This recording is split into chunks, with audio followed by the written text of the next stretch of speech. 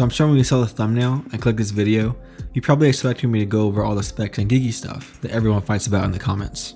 Now, don't get me wrong, I love that stuff, but I'm convinced that you can literally not go wrong choosing from any of the great camera brands that are already out there. Instead, I wanted to do something different. I didn't want to take the usual objective approach to what would essentially be my opinions on this camera. Instead, I want to tell you a story.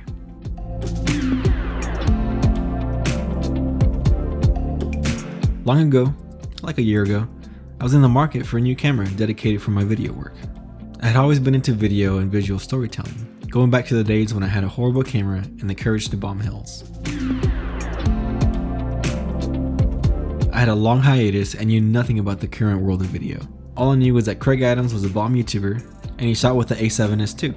So I decided to look into Sony cameras. And wouldn't you know it, Sony had just announced a new camera, the A7III, at only $2,000. So I was like, yeah, let me get in on this. So I put my pre-order in and waited for months for the camera's release until it was finally time to pick it up. So I stopped by my local camera shop to pick it up and boom, it was beautiful. It was small and I loved it. And that was just the box. It came with all the standard stuff and the body was a dream to hold. But something was missing.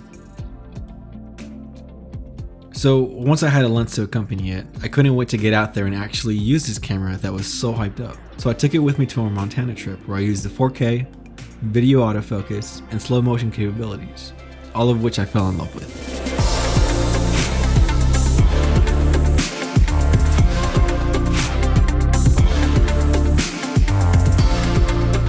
Then I went to Hawaii to film my wife's promo video. She's pretty cool. You should go follow her. I can't speak enough to how awesome this camera is for video, but it's also a stills camera, and a quite good one at that. The autofocus is snappy, and I have to say, the raw files are some of the best I've ever worked with.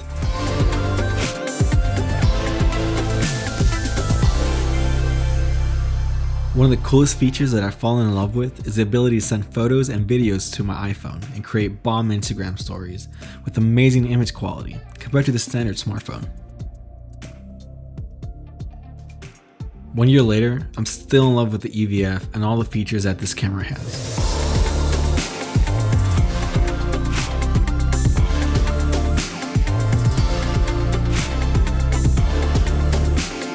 I had to say that this camera makes creating content fun again.